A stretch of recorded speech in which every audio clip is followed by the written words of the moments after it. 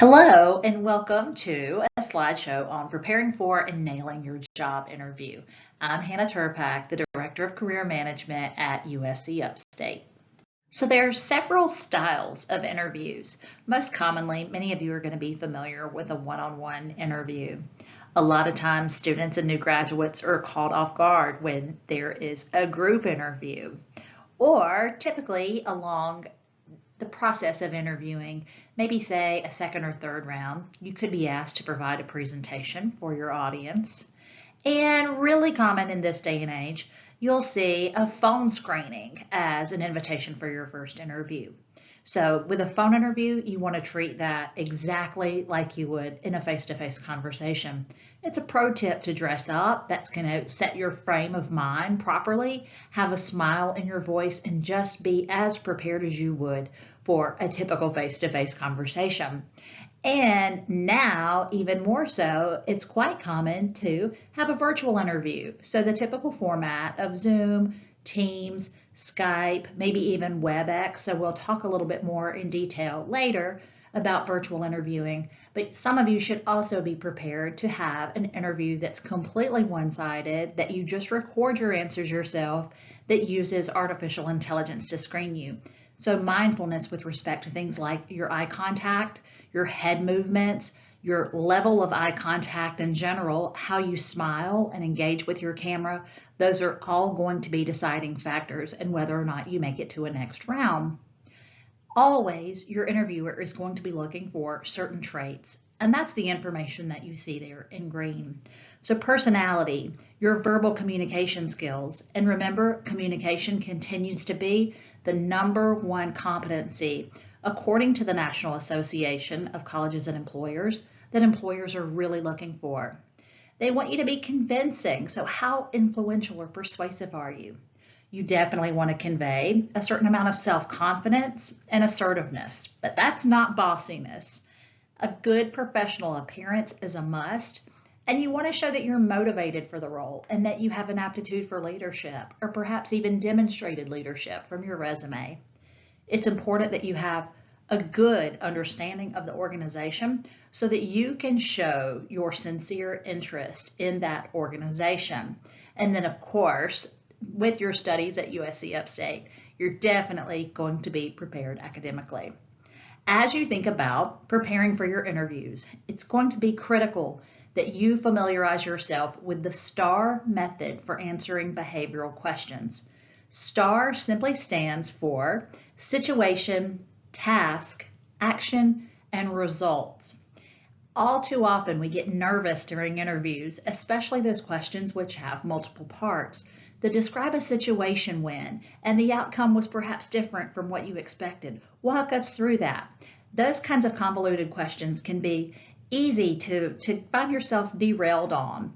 So by using the STAR method, whenever you hear, tell us about a time, describe a situation when, that's simply asking for you to stay on track by sharing your situation, task, action, and result.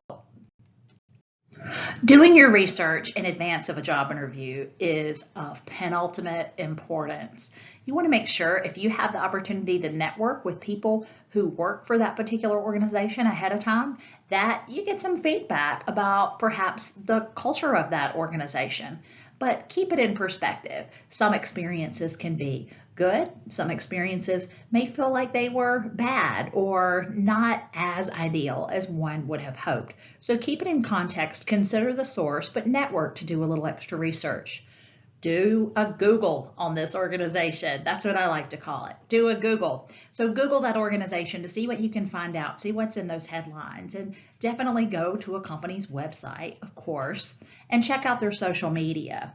So go beyond their social media, though, to see if you can get a broader scope of that organization or company to find out if you really want to work there or not. An interview with you should still be a two-way highway. You should be interviewing that organization as well to see if you're going to be a good fit, or more importantly, perhaps a good add to that company or organization. You want to be sure that you know a job description in and out, forwards and backwards. Learn everything that you can about a position, because that's going to help you when you're thinking about your answers to possible interview questions for that job. What are your selling points? Time and time again, students and graduates alike have a difficult time articulating their transferable skills and especially their strengths. So go ahead and be thinking about what it is you have to offer overall in a professional setting, but then also specifically to each job for which you are going to be applying and interviewing. If you are going to be going into sales perhaps, if you're able to, it's always a good idea to use a company's product or service beforehand so that you can integrate answers or examples about their product or service as part of your interview. And make sure, if it's possible at all, and LinkedIn could be a good source for this, to learn a little something about your interviewer. You may have things in common that could come up in just sort of that casual sort of conversation feel that could really help to sway their decision about whether or not they want to bring you on board permanently. Let's talk a little bit more about preparing for the interview. First and foremost, almost always, your interviewer is going to ask, tell us about yourself. Walk us through your resume. So be prepared for that. And when you receive that question, know that your response should be in context to the job for which you're applying. It's not about having 2 dogs and being into yoga or being a really fabulous cook. No, it should really be contextualized for your role at hand, including your current experience, your past experience, what brought you to now, and what excites you about the role.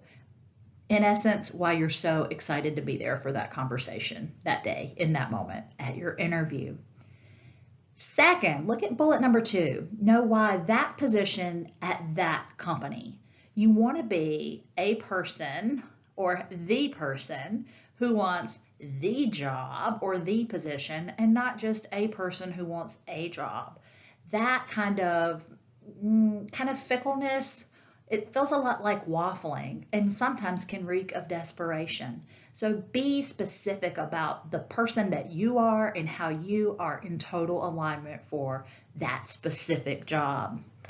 Sometimes students, new graduates who've been out several years alike, will tend to bring up money in an interview. It's always the best practice to have some questions prepared at the conclusion of your interview, but they shouldn't be about money.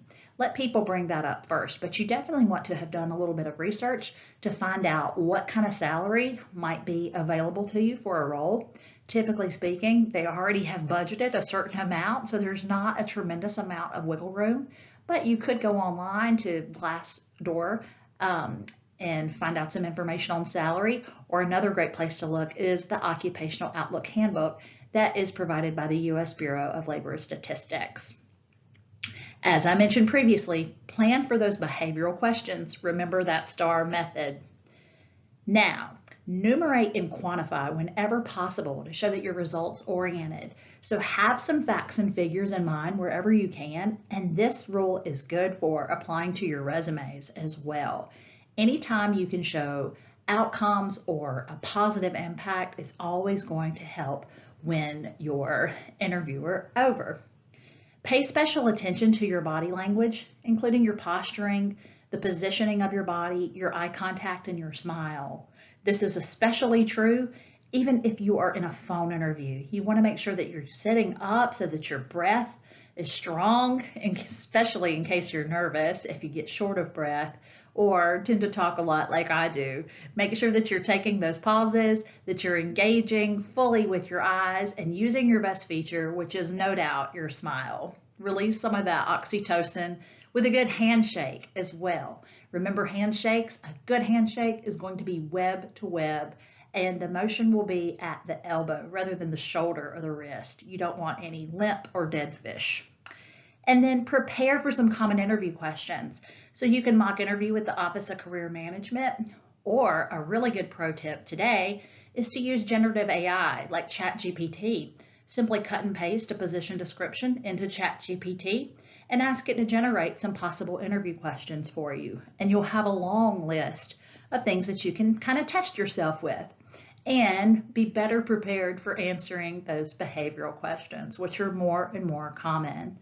And then lastly, let's say you're applying for a role perhaps where software is important or being proficient in Microsoft Excel. Be prepared for a skill test if that's going to be part of your interview so that you're not psyched out going into that experience. More on preparation. Let's talk about virtual interviewing. You want to be sure that your interview is properly scheduled. What I mean is, if you're living in Greenville, South Carolina, and the person who's interviewing you virtually is based in Los Angeles, you want to make sure that the two of you are on the same page and that that interview is happening at Eastern Standard Time set up virtually. Okay, so I've seen some students miss their interviews because there was just miscommunication on when that interview would be occurring. And we all lead busy, busy lives. So while you want to be really accommodating to the person who's invited you to interview, if you know you're going to be sitting in car line at 2 p.m. and they've asked you to interview at 2 p.m., maybe see if there's a backup time that you could take instead of that one, or make arrangements so that you can be available at that 2 p.m. Don't overcomplicate. Don't overbook your day. You want to get off on the right foot and be poised and confident and calm going into this important first conversation. Virtual interviews are often part of that first round, and you want to make sure that they do have an opportunity to meet with you face to face to see how awesome you really are. Now, test your technology ahead of time. So don't wait until a few minutes before to make sure that your mic is working, or that you have sound and can hear, or that your video quality is, shaky at best. Do a dry run, and career management will be happy to help you out with that. So if you're not used to WebEx or Teams or Zoom, get familiar with whatever tool it is they're going to be using to have this conversation with you. Similarly, if you're just using an AI interface, make sure that you are 10 and 2 looking into that web camera, because that artificial intelligence is going to be watching every movement within your eyeballs to make sure that you are fully engaged. It's going to be reading the muscles in your face and the way that you smile and how you sit up correctly and any kind of hand and head movement or gestures. So be mindful of that. Create a set and eliminate distractions. So think about what implications there are if I'm speaking to an interviewer and my background is my bedroom and my bed is unmade and I have food wrappers lying around and a cat walks by in front of my camera across my keyboard. Eliminate those distractions, because they can be a real deal breaker for a first round of interviews.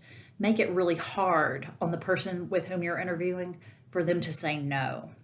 Pay special attention to your lighting. That's something that I see a lot of times with students and graduates, is that they don't pay attention to their lighting, and so it can be really difficult to see their faces. So you want to make sure that you are lit from the front rather than backlit. Backlighting is going to darken your face, and it's going to be really difficult to see your eyes and your expression. And that's important because we need to kind of fake this environment like there's no barrier between us in the form of a laptop.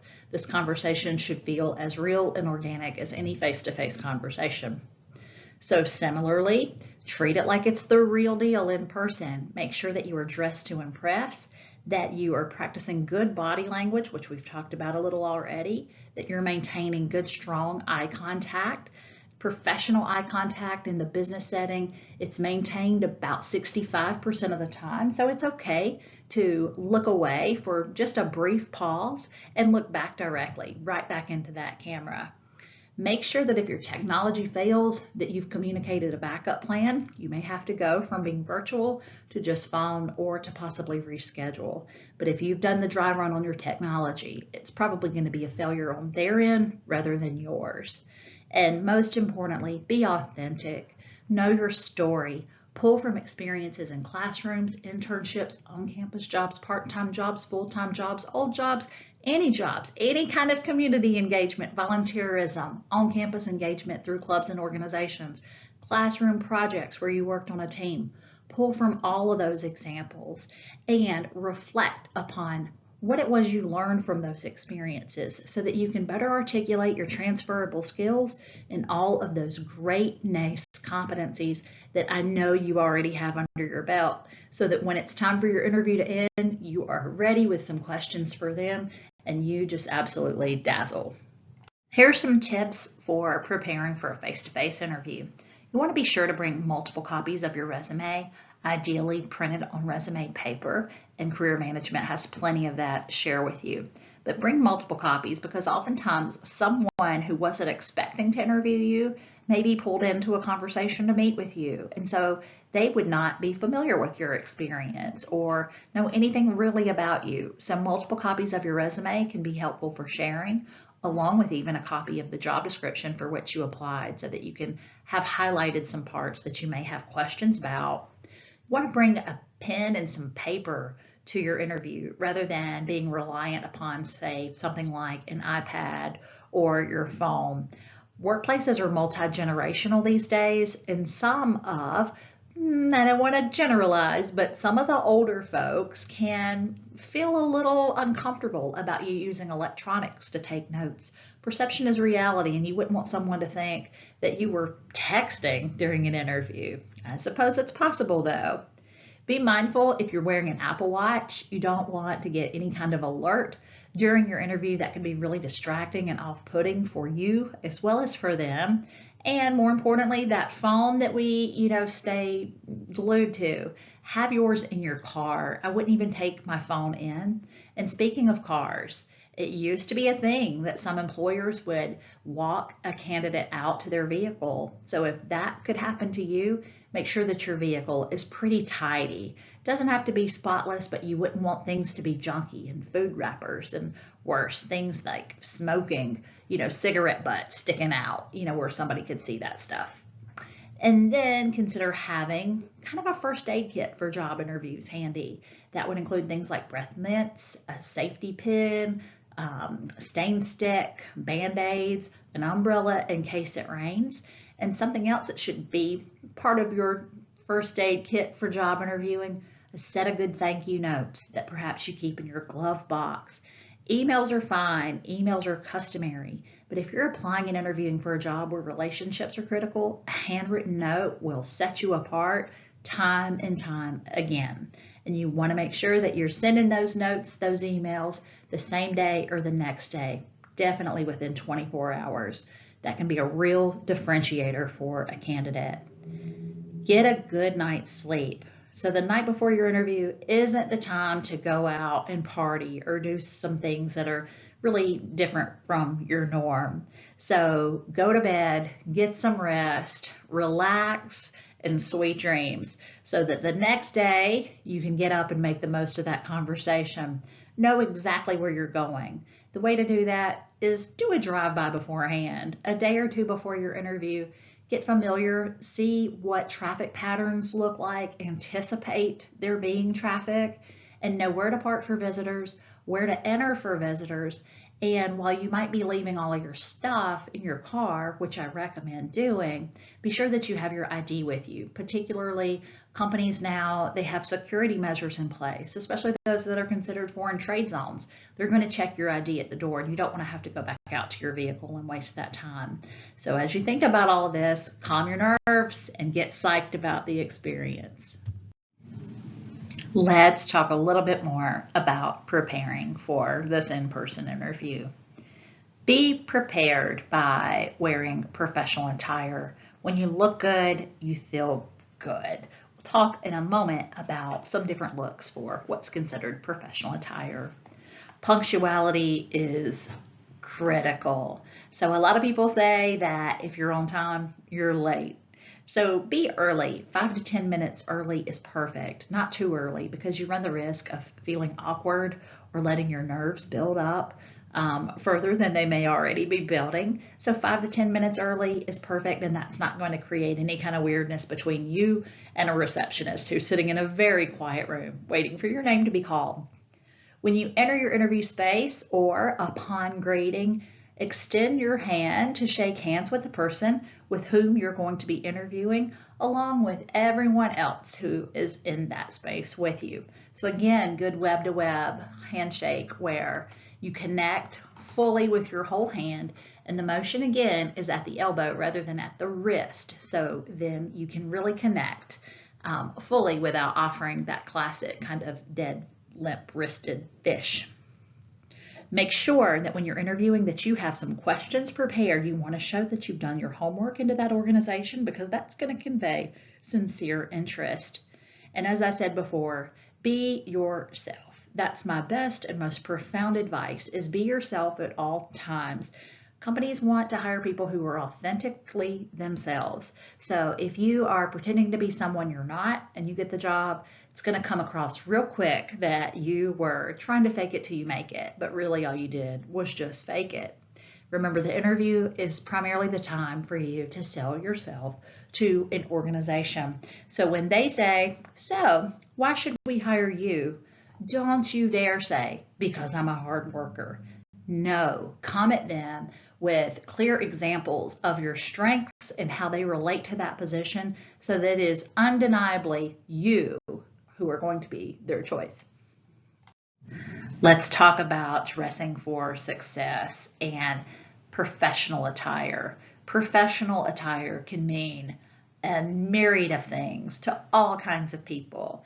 There's everything from business casual to business professional to business smart to this just plain casual and everything else in between. So what does it all mean? It's hard to gauge what to wear. So if you don't know, it's fine to ask the person who has set up the interview.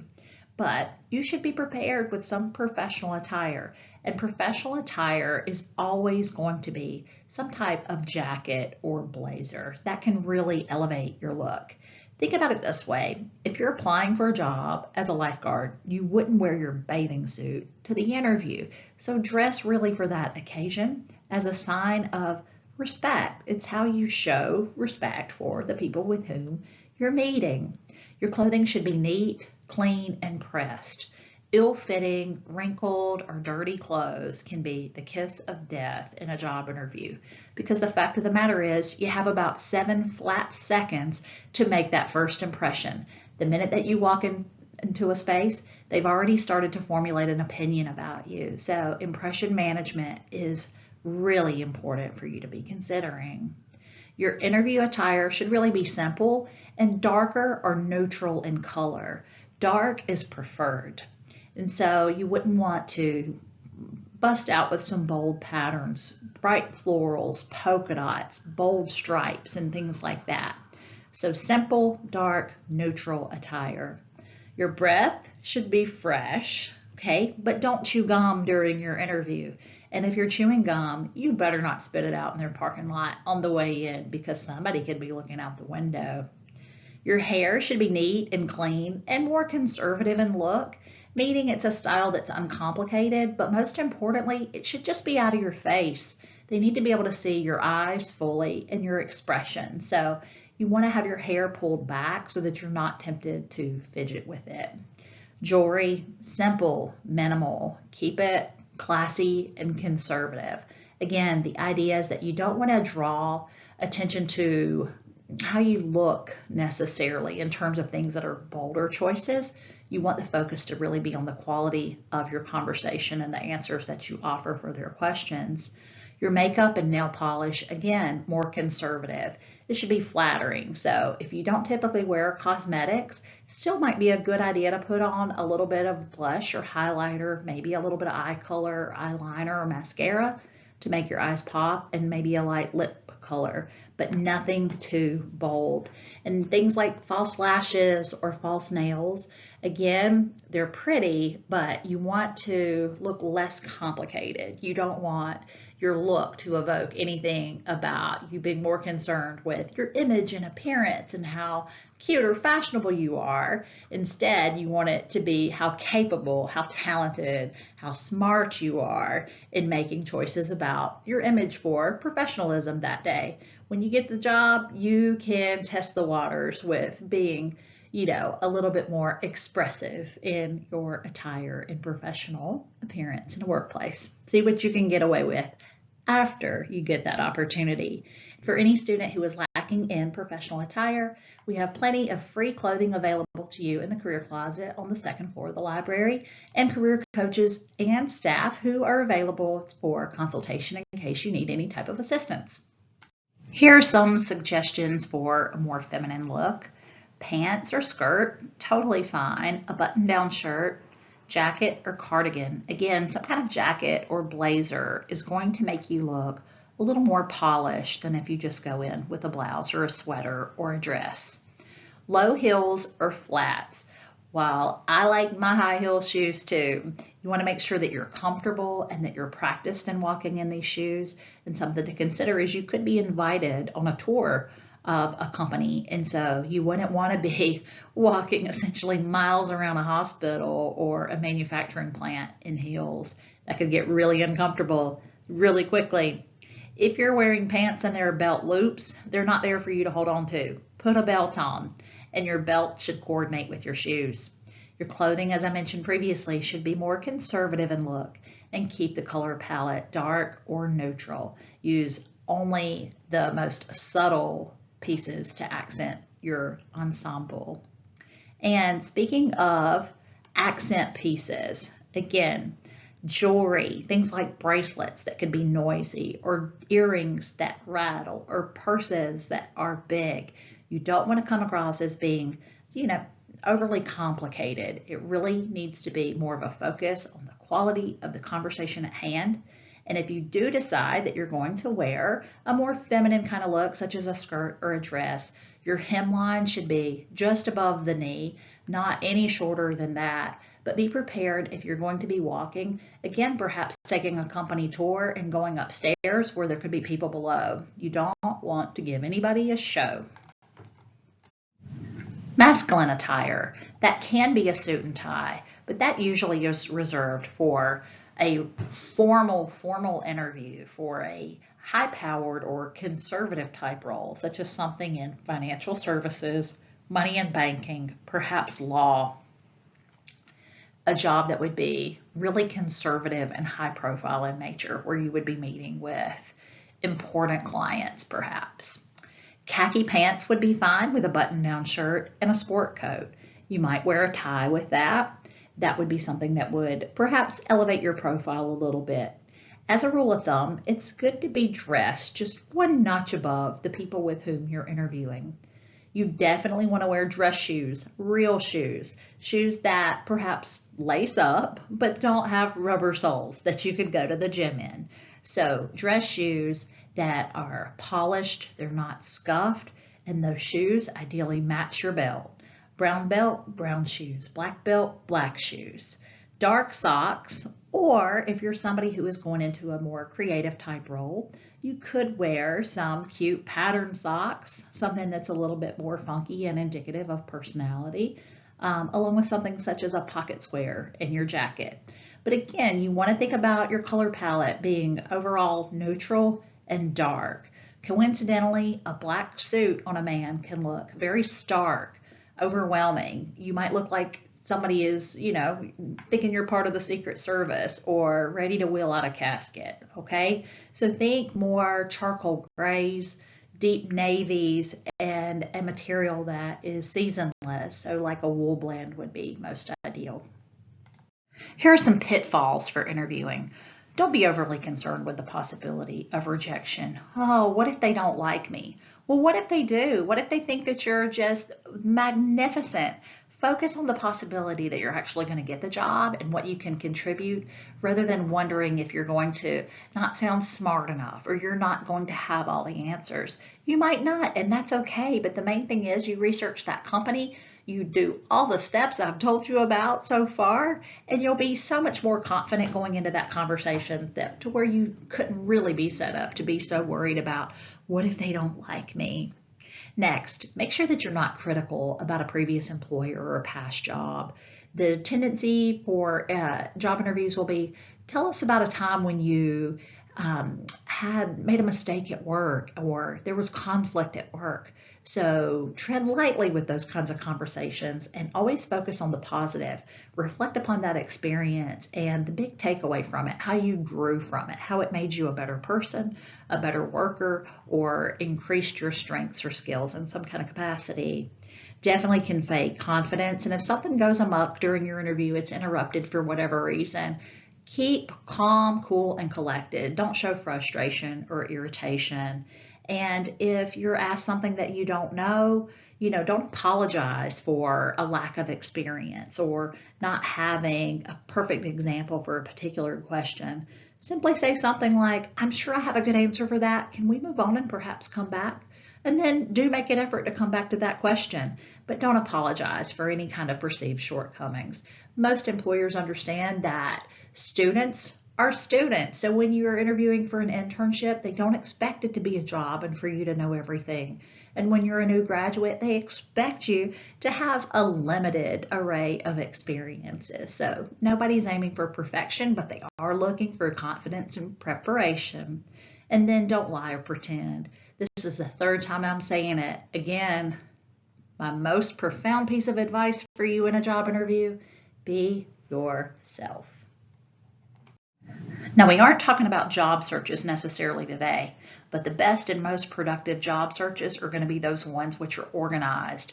So when you are searching for a job and you start the process of interviewing, make sure that you are taking notes about the dates and times of your interviews and when you might expect to hear back. That's always a great question to ask your employer at the end of an interview is, what's the next step in the process? Or when do you expect to make a decision? So you can document that and take note of the people with whom you meet. That's going to give you a sense of how jobs really work in terms of how soon they hire. Sometimes it can take weeks to go through the process of interviewing because they've got to get the whole committee together and they have to speak to multiple candidates, and so is out sick, and then there are scheduling nightmares because of another project that's come up. So by controlling the information that you could be tracking with respect to when you interview, when you apply, with whom, what was the name of the job, all of that, maintain meticulous records for your job interview and you're going to get better results from it. Just after an interview, if there's a question that you found tricky or that just stumped you altogether, write it down the second you get out of that space so that you can be better prepared to answer a question like that next time. And if there are questions that you just knocked out of the park, write those down too so that you can think about even making those answers even more full, better, if you will. What were your first impressions following an interview? Were they kind to you? Were they respectful? Did they make you wait? Did they seem bothered or bored during the conversation with you?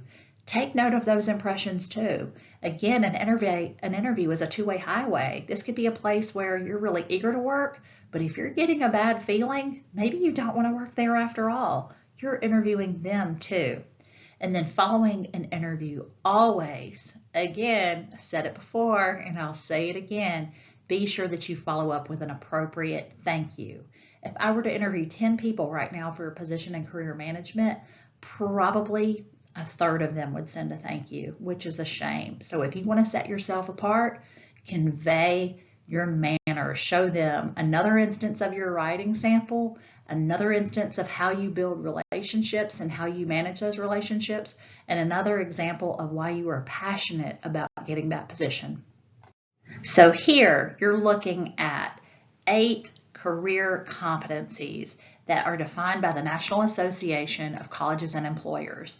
These concepts in the green that you see here, these are the non-negotiables that employers across the country, across the globe, truly want to see this generation of new talent entering the workforce, possessing and portraying in the workplace: communication, teamwork and collaboration, leadership, critical thinking and problem solving, professionalism and productivity, proficiency in information technology, how you handle tech, a global perspective and mindfulness for diversity, equity, and inclusion.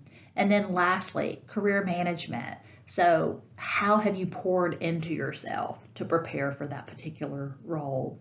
So be sure at every opportunity you get, convey your NACE competencies into your interview conversations. Hopefully, you've gotten some good takeaways from today's presentation on nailing the job interview. If you still have any remaining questions, please email us at careers@uscupstate.edu. If you're interested in setting up a mock interview with us, also shoot us an email. We'll be glad to practice with you and can come up with some really great questions that'll have you feeling extra prepared, extra confident for going into that conversation. And then if you would like to practice virtual interviewing in the space of your own environment, you're welcome to activate your Big Interview account with your USC Upstate email address. Let us know. There's information on our webpage, www.uscupstate.edu/career-management, about getting plugged in with Big Interview. I hope you enjoyed today's session, and we look forward to working with you soon.